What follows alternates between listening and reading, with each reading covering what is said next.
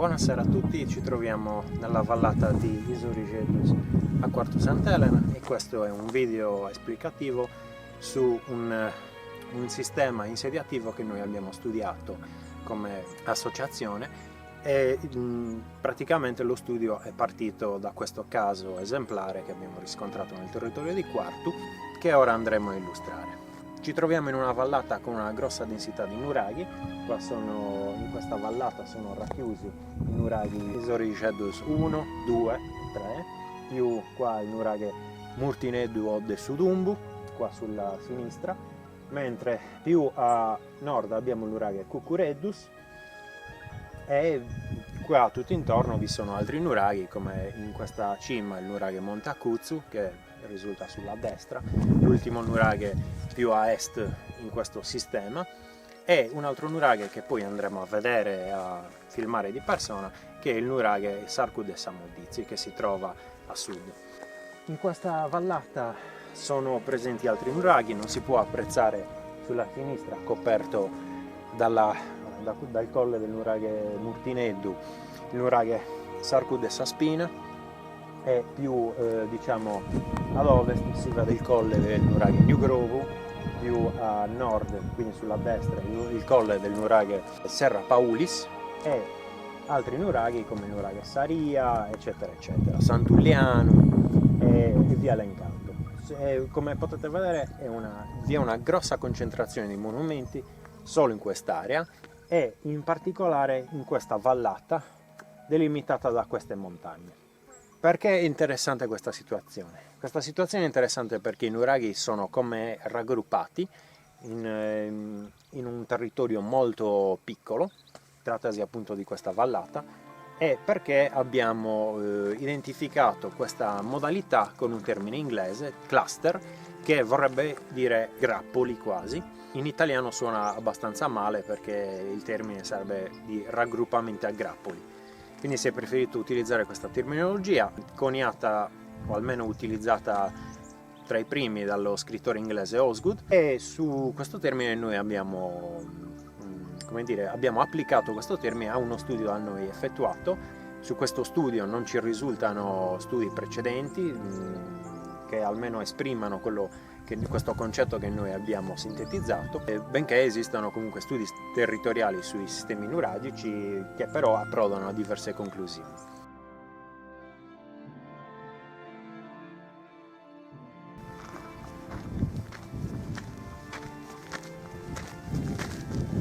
Ci troviamo nel punto di passaggio tra le due vallate di Isorigetus che si apre qui sotto a noi e quella dei nuraghi Tuvumannu e insomma tutto questo gruppo che si apre verso il mare, che risulta dall'altro lato di questo colle. Siamo nei pressi del passaggio chiamato Sarkut Samoditsi, in cui è presente l'omonimo nuraghe, e questa è la classica situazione dello studio che noi abbiamo individuato, che si ricollega a un altro studio sempre da noi effettuato e coniato, di cui abbiamo coniato il termine nuraghi comunicatori.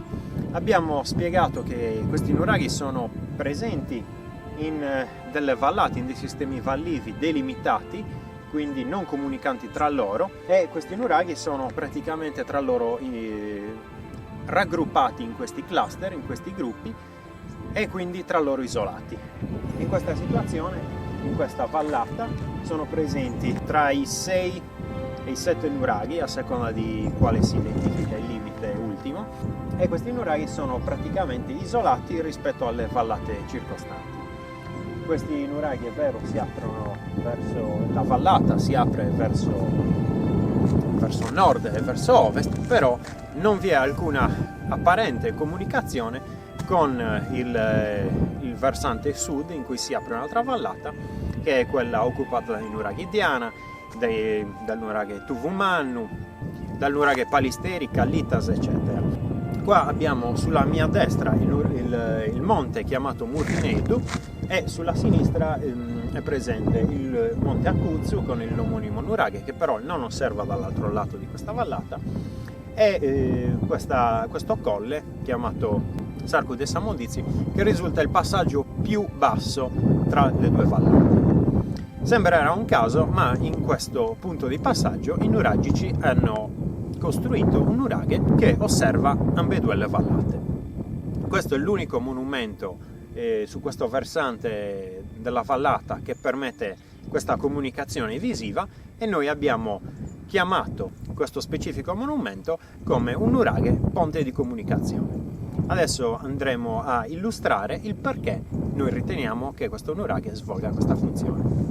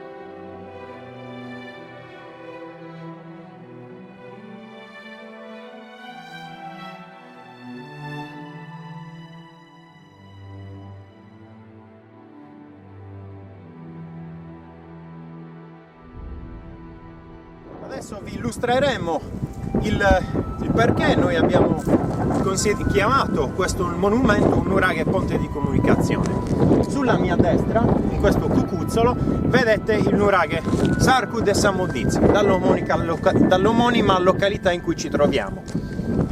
Mentre sulla mia sinistra potete apprezzare la vallata che si apre verso il mare.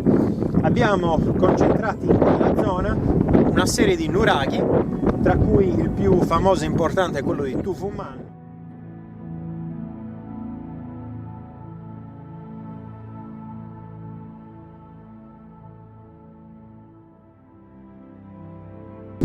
Come potete vedere, sulla sinistra vi è la massa del colle Murtineddu, che occupa la visuale da questo punto di passaggio, da quest'arco, occupa la visuale verso sud-ovest. Dietro questo colle è presente il nuraghe Diana di Quartu Sant'Elena, e probabilmente il motivo per cui i nuragici non costruirono il nuraghe Sarku-e Samodizi in questa posizione o sul colle, sul Bruncu Murtineddu, è dovuto al fatto che da qui, da questa posizione, non avevano visuale verso il nuraghe Diana. Adesso ci spostiamo verso sopra il nuraghe Sarku-e Samodizi per farvi vedere con l'occhio della videocamera quello che effettivamente i nuragici potevano vedere. Ci troviamo nel monumento conosciuto come nuraghe Sarku-e Samodizi. Purtroppo, come potete vedere, i massi che compongono questo monumento, i filari ormai residui, sono veramente pochi.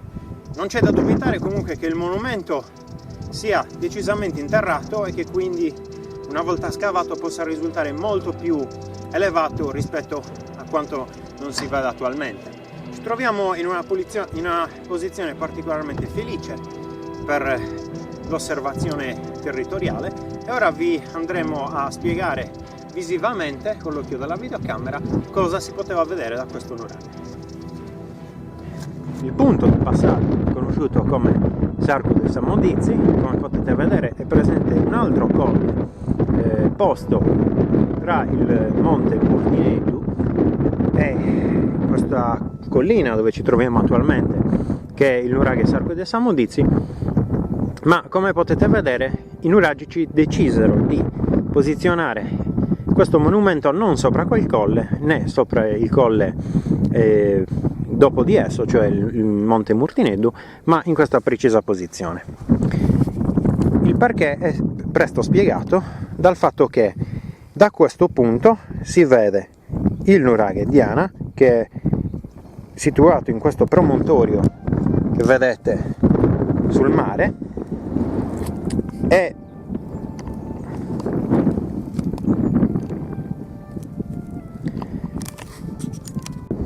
come vedete si apprezza la mole del nuraghe Diana posto a guardia di questo promontorio, e come potete chiaramente vedere dalle correnti che si vedono, dalle correnti marine visibili grazie al movimento delle onde, questo nuraghe in questa posizione svolgeva un ruolo di controllo del doppio porto naturale che si sviluppa nella zona detta di Is Mortorius. Come potete vedere il moto ondoso spinge la corrente verso le onde, vengono e si incanalano dentro la baia di Is Mortorius, però d'altra parte, sull'altro lato del promontorio, è agevole ed è possibile, proprio a causa della protezione svolta da questo promontorio, è possibile attraccare con le barche e infatti il mare in questa posizione risulta calmo. La baia risulta accessibile all'ingresso con le barche. Abbiamo quindi il motivo per cui i nuragici decisero di costruire questo monumento in questa posizione invece che in questi colli adiacenti. Forse questo era dovuto anche al fatto che questo colle è il più basso, il più vicino diciamo, gli altri nuraghi del gruppo, ma è l'unico che permette di vedere il nuraghe Diana. Infatti dal colle posto tra il nuraghe Sarku de Samodizi e il monte Murtinedu non è possibile vedere il nuraghe Diana, e dal monte Murtinedu, benché si apprezzi tutto il territorio di Quartus Sant'Elena, stranamente i nuragici non costruirono in cima, ma molto più in basso, sulla destra, verso il nuraghe di Isoriceddus, e forse non costruirono in quella posizione perché da quella posizione non era possibile avere un controllo del passo, che vedete qui segnato dalla strada, e quindi forse questa concomitanza di cause ha determinato la posizione in cui realizzare il monumento. D'altra parte il nuraghe sarebbe stato possibile costruirlo dall'altro lato, tra il nuraghe Monte Akutsu e il colle dove ci troviamo ora, però ponendo il monumento in quella posizione non si sarebbe riusciti probabilmente a essere così vicini agli altri nuraghi di Isoriceddus. Quindi tutte queste motivazioni hanno determinato l'attuale situazione.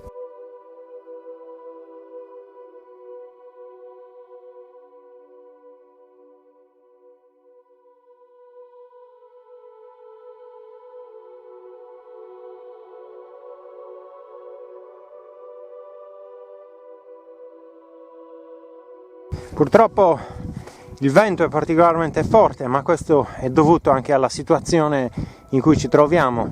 In Sardegna queste posizioni, conosciute come Sarcus, sono particolarmente ventose. Sono famosi nomi come Sarco de Subentu e via elencando.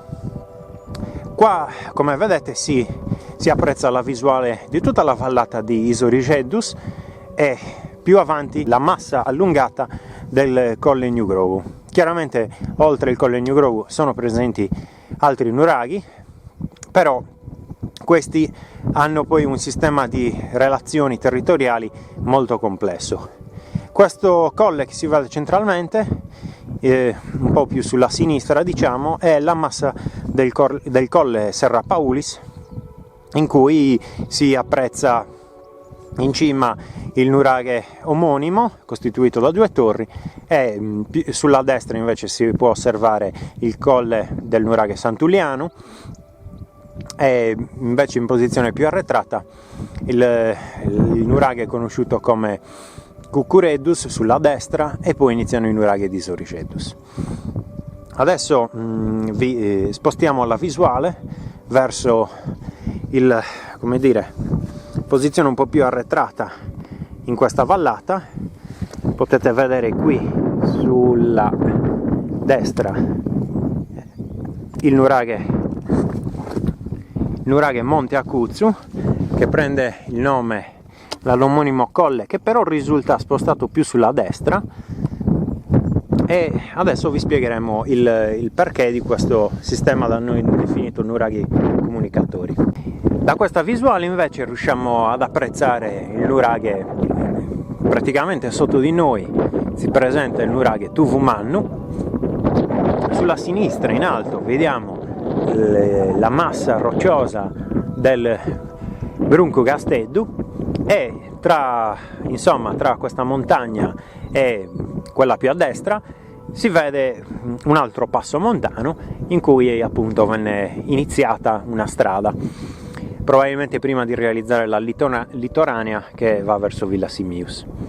Sulla destra si vede il colle in cui è costruito, diciamo sulla destra della galleria, il colle su cui è stato costruito il nuraghe Mara Pintau, dall'omonimo nome della collina, mentre sulla sinistra, dove è presente il convento delle Carmelitane Scalze, individuabile come quell'edificio rossastro, sulla destra, in quella piccola collina, è presente il nuraghe detto De Sullillu. Sulla sinistra del convento è individuato il nuraghe Tuvumannu, mentre più avanti, coperto da questo colle, è presente il nuraghe Palisteri e poi il nuraghe Kallittas, dal nome dell'omonimo vile.